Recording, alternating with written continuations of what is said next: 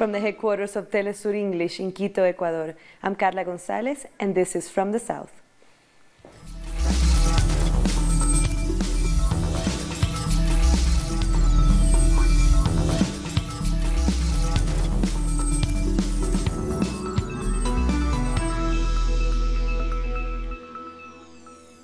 The indigenous people in the Colombia department of Choco have fallen victim to the violence between the government and the ELN. In January, Colombian forces bombarded a remote area called San Juan Litoral. Many of those bombs landed close to the homes of the Huanan people.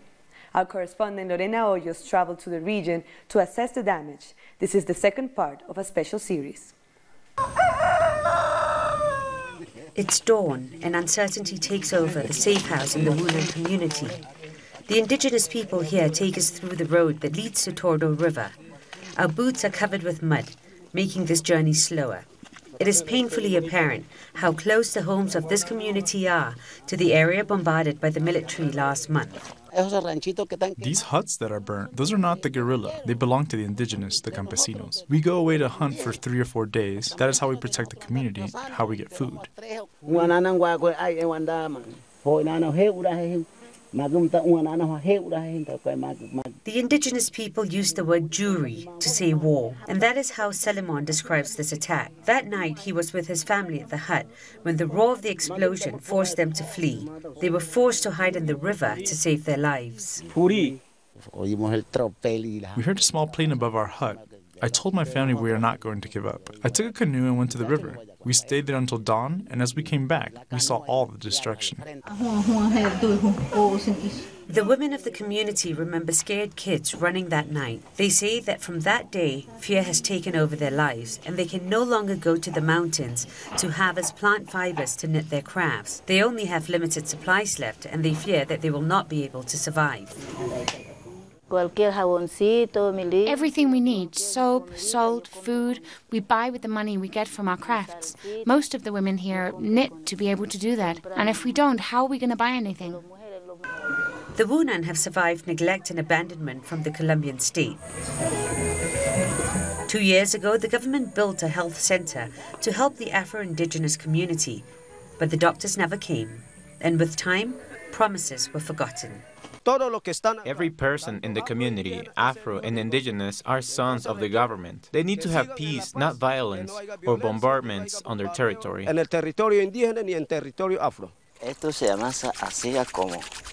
The Huanan indigenous hold on to their culture and traditions. Carlos Julio heals the illnesses of the community with medicinal plants, something he learned from his father. He said the worst illnesses are consequences of fear. Fear forces the soul, or chimya in Huanan dialect, to abandon their bodies.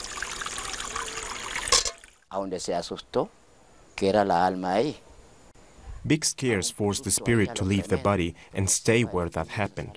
Then you get sick, and if you don't consult with someone who knows about this, you can die. The Huanan say that since the attack, several indigenous people have fallen ill. War is very hard. We had to endure the attacks, the needs we have to face because we cannot go to the mount. If the public force sees us there with boots, they may think we are guerrillas. It's hard for us. We're not living in peace. For the Huanan people, calm is peace. In the last 7 years, this community has been attacked 4 times, killing 3 indigenous girls. They are hopeful that the ELN and the government will reach a ceasefire agreement. They say that that is the only way they can preserve their lives. The head of the Organization of American States Anti-Corruption Mission in Honduras, Juan Jimenez, has resigned over the lack of support from authorities in the country and differences with the OAS leadership. Jimenez posted a letter on Twitter describing the situation of the anti-corruption mission in Honduras. He also attributed his decision to differences of opinion with Luis Almagro, Secretary General of the organization, and lamented the negative reaction from the Honduras government over his investigation of more than 140 congressmen on corruption allegations. Venezuelan President Nicolás Maduro said on Thursday at a press conference with international and national journalists that winning the election is necessary to overcome the country's economic difficulties. Maduro also talked about the threat of U.S. oil sanctions, which he said will hurt the United States more than Venezuela, and the question of security on the border with Colombia. He said he wants to win April's presidential election fairly and squarely, and believes this will enable a new era of prosperity. In order to win this economic war, we need to go to elections and win the elections.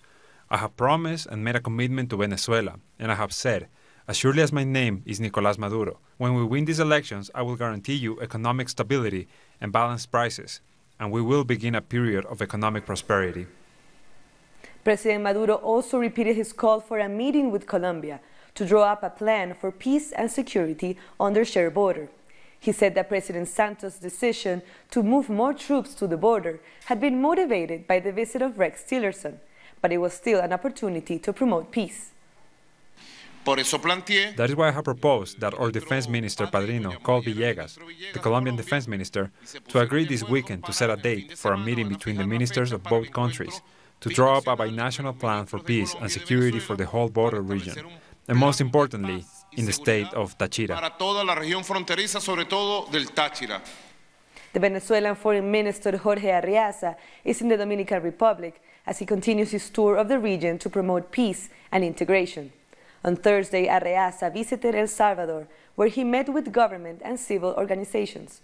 Our correspondent Esther Llanes is traveling with him. Greetings from the residence of the Embassy of Venezuela in San Salvador, where today the Foreign Minister of Venezuela, Jorge Arriaza, continues his dignity tour. A private lunch was held earlier this afternoon with the political commission of the FMLN, which has shown its support for Venezuela. A meeting with different organizations and social movements is taking place. They are also presenting Minister Arriaza with a statement expressing their solidarity and support for Venezuela. This stop in El Salvador is part of the tour that the Foreign Minister, Jorge Arriaza, is taking, which goes through various countries in Latin America and the Caribbean. He's been on this tour for weeks now, strengthening ties of friendship, solidarity, and brotherhood between these countries. Later tonight, Arriaza will arrive in the Dominican Republic. He will complete this week's tour. Aside from those political and social movement meetings, he's also held a meeting here in El Salvador with President Salvador Sanchez Cerén and Foreign Minister Hugo Martinez. Next week, he'll resume his tour, traveling to countries in Europe and Africa. We'll be following the minister with updates, and we'll continue to bring you updates. Esther Llanes from San Salvador. Panamanians are up in arms after the United States allowed former President Ricardo Martinelli to be released on bail. He's wanted in Panama on corruption charges. People in Panama see this as a sign that Martinelli, as well as others who were part of his government, will never face justice. Along with numerous corruption charges, Martinelli is also accused of spying on over 150 members of the opposition. Noam Chomsky is possibly the world's most renowned linguist and one of the foremost intellectuals in recent decades. He welcomed Telesur at his small office at the University of Arizona. In a Telesur exclusive, he talked to us about foreign intervention in politics, the challenges facing society, and the role of U.S. President Donald Trump. From the point of view of U.S. power, he's harming it. But from the point of view of U.S. elites, he's giving them everything they want. I mean, in fact, what's going on in the United States, if you think about it, is kind of a two-level wrecking ball, if you want to call it that. Trump, his role, whether this is conscious or not, I don't know, but you can see what's happening. Trump's role is to ensure that the media and public attention are always concentrated on him. So every time you turn on a television set, it's Trump. Open the front page of the newspaper, Trump. And while this show is going on in public, in the background, the wrecking crew is working. Paul Ryan, Mitch McConnell, the guys in the cabinet who write his executive orders. What they're doing is systematically dismantling every aspect of government that works for the benefit of the population. This goes from workers' rights to pollution of the environment, the rules for protecting consumers. I mean, anything you can think of is being dismantled. And all efforts are being devoted, kind of almost with fanaticism, to enrich and empower their actual constituency, which is super wealth and corporate power. And that is happening at the peril of the planet. Chomsky says warnings about global warming and the impact of the use of petroleum have fallen on deaf ears. Who know that what they're doing is destroying the prospects for organized human life, and do it anyway because they make more profit tomorrow. Can you think of an analog to that in human history? I really can't. I mean, I've said sometimes what's considered an utterly outrageous comment, that today's Republican Party is the most dangerous organization in human history.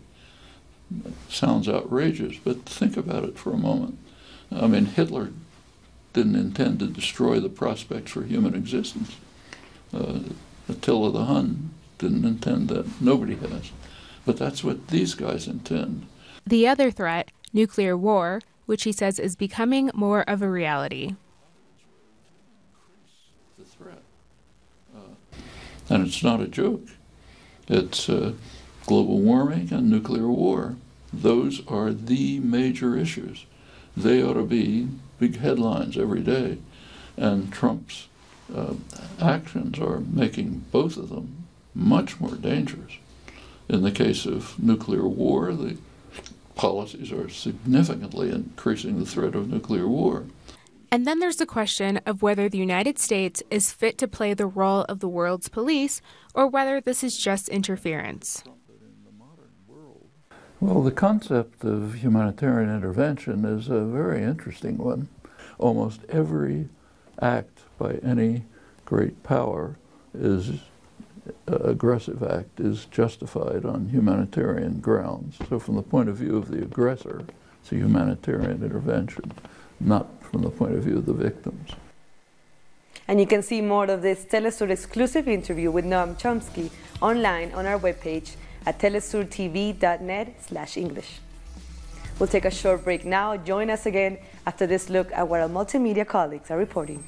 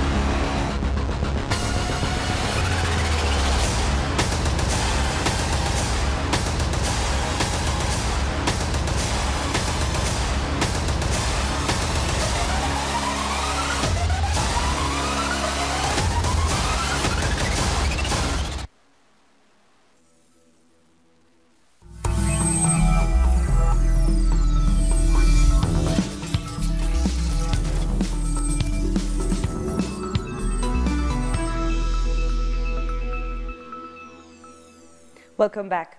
A date has been set for the trial of famed Mexican drug lord El Chapo, while his lawyers say the defense doesn't have enough money to properly prepare. Joaquin Guzman will be tried in a U.S. court on September 5th on charges of drug trafficking and conspiracy. Guzman has been in solitary confinement in a prison in New York since he was extradited to the U.S. in January last year. 60-year-old Guzman is accused of running a global cocaine, heroin, and methamphetamine operation. Guzman wanted to address the court to discuss his health and jail condition, but was not allowed to. Mr. Guzman, in his own words, as I said in open court, wanted to let his family and anyone who has any interest in this, let him know that he wants to go to trial. He's not interested in cooperating. He's not interested in cutting a deal with the government. He's interested in having a trial and having a fair day in court, which is all he's ever asking for. The indigenous candidate in Mexico's election, Marichuy Patricio, has been injured in an accident in Baja California. One person died in this accident. The Secretary of Work and Social Security, Alfonso Navarrete, tweeted that she's stable and her life is not at risk. Doctors at the Mexican Social Security Institute, where she's been treated, say she continues to be monitored. And in Bolivia, intense rains and flooding have claimed at least 5 more lives and displaced almost 15,000 families. The rains have affected seven of the country's 9 departments. Rains have been pounding in the areas of Las Yungas, La Paz, and Cochabamba. A state of emergency is in place. Ecuador's Chota Valley is a region known not just for its carnival, but also for its football players and boxers. As one of the poorest regions in Ecuador, they use sports to help their families financially. Ivan Castañeira and Mariana Góngora bring us their stories. Chota Valley is one of the only places in Latin America where Afro-descendant communities were established in the Andes and not next to the ocean. They were brought here as slaves by the Jesuits to work in the plantations. And Juncal is created by immigrants from Caldera, from La Concepcion, from La Loma, from Cuajara, from Pambacienda. They came here escaping from the other haciendas, or maybe they were taken out of other haciendas, so they got here and formed this community. This valley is known especially for its boxers and football players that have become famous on various teams in different parts of the world, having won numerous boxing and football championships. But even with all these great athletes, government, private investment and education in the region is still lacking. Children here still look at sports as the only way of helping their families to fight poverty in their homes. The Valley of Chota and Juncal is characterized by being an area that is immersed in poverty. It is an area where social inequality is very noticeable, and sports have been seen as a mechanism to close the gaps of social inequality. Yes, it is a sport to help my family, my mother, my dad, my grandparents, and also the elderly who need one. I'm encouraged. I like to push myself to be able to fight well, to train, and to have respect. I help my mom at home. For example, when she's sweeping, I try to help her with whatever she's doing. I like it when we play a lot of football. I score a goal, I feel joy, happiness. I feel more in my heart that I have played more football. Workers in Argentina continue to protest and demand workers' reinstatement as Macri's government presses ahead with mass layoffs. Our correspondent in Buenos Aires, Edgardo Esteban, is following the protests. We are now in the center of Argentina's capital, where an important public workers' mobilization is taking place. They're asking to reincorporate 3,300 public workers dismissed this year. They represent 58% of the layoffs in the country, enforced by the government of Mauricio Macri. In each case, they have been removed from important and strategic sectors, as the national industry and the scientific and technology research fields. Macri continues to apply smothering policies which are causing mass unemployment in the public sector. This has transformed the country over the last years. It's a really difficult situation, and it developed into this kind of mobilizations, block of the main roads of Buenos Aires, popular kitchens, and groups of workers demanding to immediately bring back the fired workers. They have said that they will remain on the streets fighting and protesting for workers' rights. Edgardo Esteban from Buenos Aires. A marathon-running great-grandmother has spoken about her dream to conquer the Argentinian mountain Aconcagua at the ripe age of 83. Elena Forti, who has already crossed the Andes twice, will seek to climb the highest peak in South America. The mountain, which is almost 7,000 meters in height, is the tallest mountain outside of Asia. When I'll arrive at the Aconcagua and I will see that monster there in front of me, so tall, I will feel even more like an ant. I have no idea of what I will feel. I do not know what will it do inside of me. For sure, a lot of respect. We'll take another short break. Join us after I look at what our multimedia team is reporting.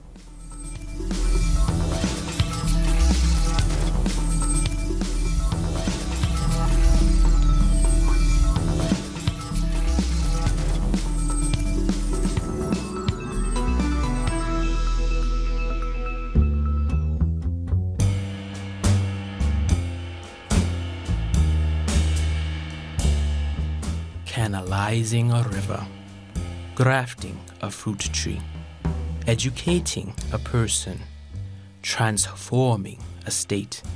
These are instances of fruitful criticism and, at the same time, instances of art.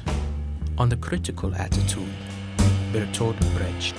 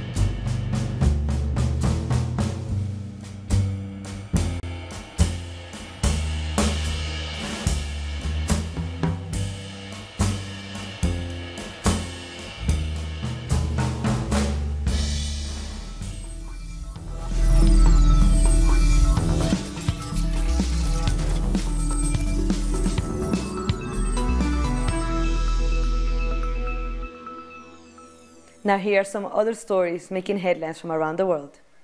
U.S. Secretary of State Rex Tillerson met with Turkish Foreign Minister Mevlut Cavusoglu amid protests by nationalist groups who marched to Ankara Palace denouncing the United States. When speaking to the press, Tillerson called for restraint when it comes to military action in Syria. Our two countries share the same objectives in Syria: the defeat of ISIS, Daesh, secure and stable zones, an independent and unified Syria. We recognize the legitimate right of Turkey to secure its borders. We take it seriously when our NATO ally Turkey says it has security concerns. As to Afrin, we call upon Turkey to show restraint in its operation to minimize the casualties to civilians and avoid actions that would escalate tensions in that area. 19-year-old Nicholas Cruz has confessed to killing 17 people at a Florida high school on Wednesday. According to a court document, Cruz said he began shooting the students after he arrived to the campus. He then discarded his weapon to blend in with the crowd to escape. The shooting at the Marjorie Stoneman Douglas High School is the deadliest school shooting in the U.S. since 2012.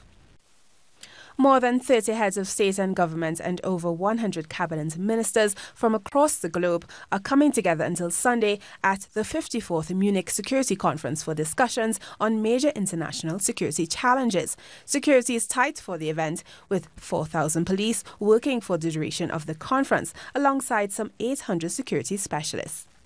The British charity Oxfam says it will set up a commission to investigate past and present abuse allegations by their staff as the fallout continues over the sexual misconduct scandal in Haiti.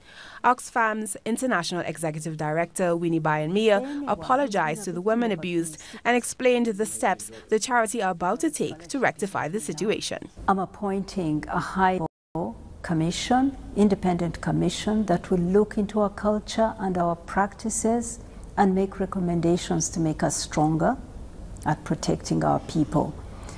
It will also have the mandate to look into past cases and current cases and how we handled them, and if we are asked to reopen them. The British Justice for Grenfell activist group launched an awareness campaign in London with the billboards on the side of trucks demanding justice for the 71 victims of Grenfell Tower. The activists were inspired by the Oscar-nominated film Three Billboards Outside Ebbing, Missouri, and paraded billboards all across the city with the phrases 71 dead and still not arrests? How come? The group accuses the government of inaction regarding the fire at Grenfell Tower, which claimed the lives of 71 people. In Myanmar, hundreds of people joined in a Lunar New Year celebration in Yangon to watch the Chinese dragon and lion dance parade. The dragon dance also symbolizes prosperity and luck in the Chinese culture. Many people said they enjoyed the festival, where free foods were being given out in various places. A spectacular show of molten iron art has been performed in the city of Yangyachkou in North China to mark the Chinese New Year. In the display, artists hurl molten iron with temperatures as high as 1600 degrees Celsius against the wall. The burning metal is turned into an arc of sparks. The tradition of burning iron display is more than 500 years old. This performance is part of the annual Spring Festival and Light Show. We've come to the end of this morning news brief. This and many other stories, you can find them on our website at telesurtv.net/English. You can also join us on social media, Facebook, Twitter, and Instagram.